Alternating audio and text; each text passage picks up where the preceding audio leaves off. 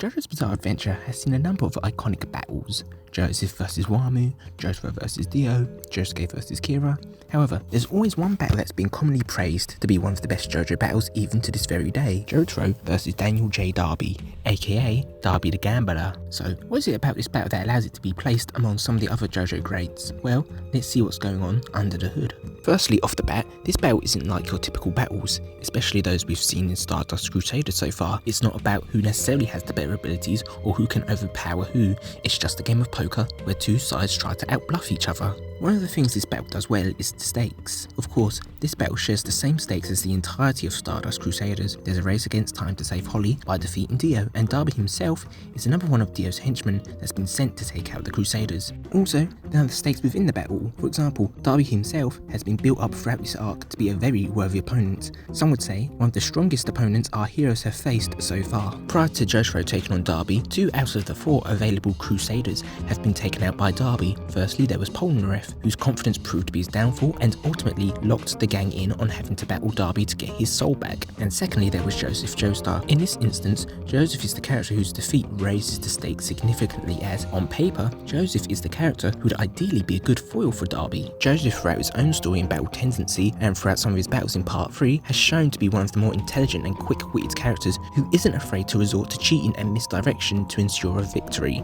Cheating even the likes of Straits, AC/DC, and even his own wife up to this point. Ideally, battling Darby would be right up his alley. So, when Joseph is not only defeated by Darby, but feels defeat in his heart, this raises the stakes significantly, as one of the most experienced and capable members of the group, a Joestar no less, has been defeated and his soul stolen. On top of that, Joseph of all people was out-cheated by Darby when it's revealed that he used the chocolate to tamper with the glass. What's more, this only leaves 2 members remaining: Avdol, who even himself admitted being light work for Darby, and Jotaro, who, while he isn't one to be underestimated and has outsmarted opponents before, such as with Enya, a majority of Jotaro's fights do rely on him using his physical strength or endurance to win the day. Again, with the Enya example, while he did outsmart her by catching her in her own lie, her ultimate defeat came from being overwhelmed by Star Platinum's physical potential. And on that note, there's another limitation for them in this fight. To get the souls back, you need Darby to willingly give the souls back. If you knock him out, it won't work, and if you kill him, the souls die with Darby. So already, Jotaro's bread and butter of using his fists won't work. Finally, there's one more stake that's unknown to our heroes, that not only can Darby identify cards just by touching them,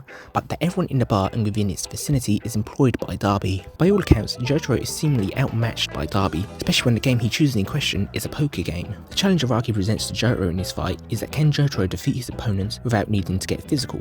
And how does Jotaro respond to this challenge? Quite simply, he psychs him out. As usual, Jotaro's primary means of winning is Star Platinum. However, instead of using Star Platinum's raw strength against his opponent, for the most part at least, he uses Star Platinum's speed and precision to his advantage. Jotaro starts off pretty simple, by doing what's in his power to cheat-proof the game, using an unopened pack of cards, and demonstrating to Darby how he can use Star Platinum to see the cards by calling out the correct order of the cards, breaking Darby's finger when Jotaro caught him cheating, and going on to get a third party by means of the kid to do the cards, of course not knowing the kid works for Darby. At this point of the game, the message being sent to Darby is clear: Darby cannot cheat, at least directly, whilst he's playing against Jotaro. The only miscalculation by Jotaro, and by the audience at this part of the battle, is that we were unaware of the true lengths Darby would go to cheat. Despite Jotaro still losing the first round and half his soul taken, I think this works in Jotaro's favour, whether it was intentional or not. I think this relaxes Darby into thinking this is a surefire win, which only allows for Jotaro's next moves to work with more finesse. In the second round, Jotaro doesn't look at his cards, nor does he let anyone look at his cards. Not even the audience knows what Jotaro's cards are. Here, we are placed in the same situation as the characters, as we are uncertain if Jotaro is winning or losing, creating an uneasy tension for us. We truly don't know if Jotaro is fighting an uphill battle, or if he's sitting comfortably with a winning hand. This unorthodox move infuriates Darby, who thinks Jotaro is not taking the game seriously. But of course, this is a smart move,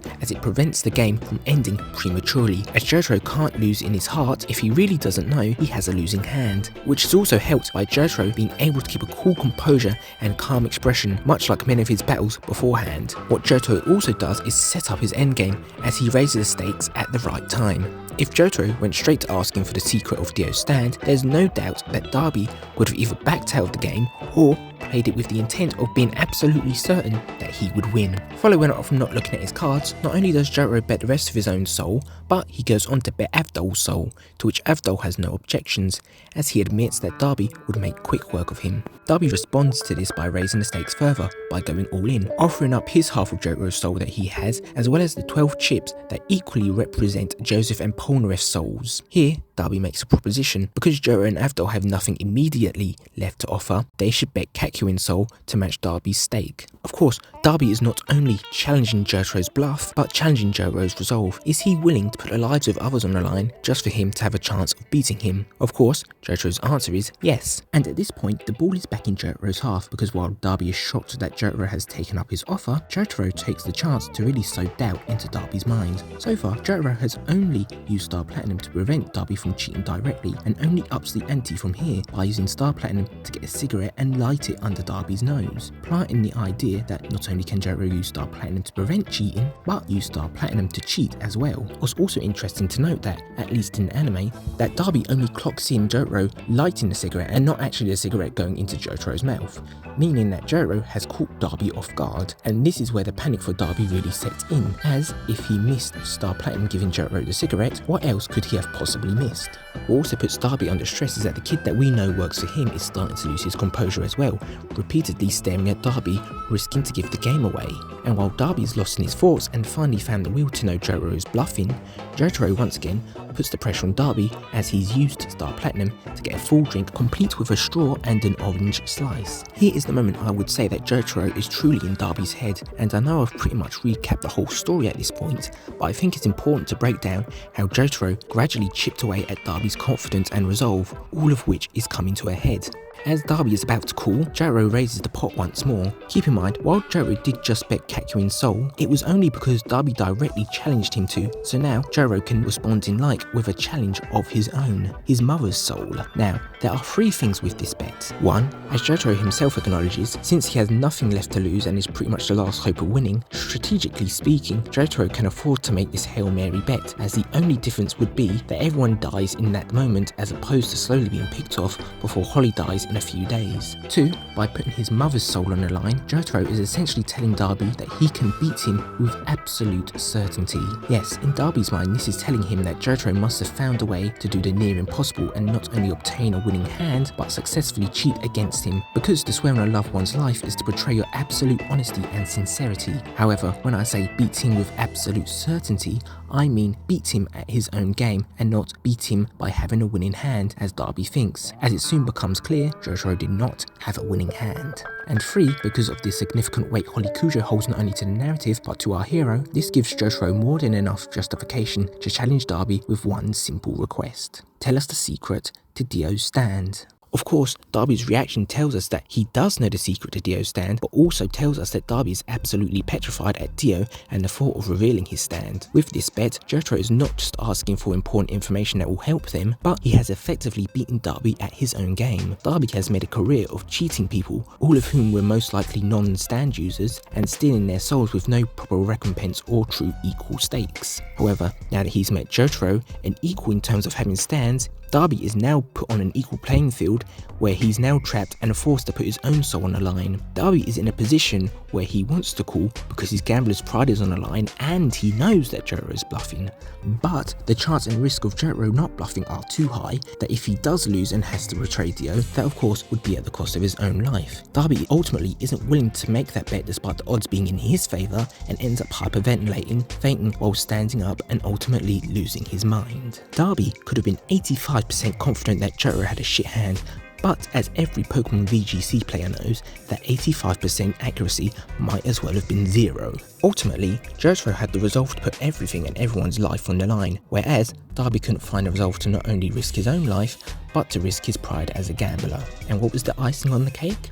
Jotaro's hand was absolute shit. It feels like such a good punchline to a fantastic joke, and I think it rewards the audience/reader's time better than if Jotaro did have a winning hand. If the game ended the same way, but Jotaro had a winning hand, then everything leading up to this moment would feel kind of pointless. The intimidation would just seem like needlessly padding out the story just to feel a bit anticlimactic. Not only that, but our villain would have ultimately been justified in his paranoia, whereas the way Araki did choose to tell this part of the story I think works better. as we have the self-proclaimed world's greatest gambler being outgambled by someone with a shitty hand just because he didn't have the will to call. As for a few other details, I think the anime adaptation really does bring this battle to life. The voice acting in both the sub and the dub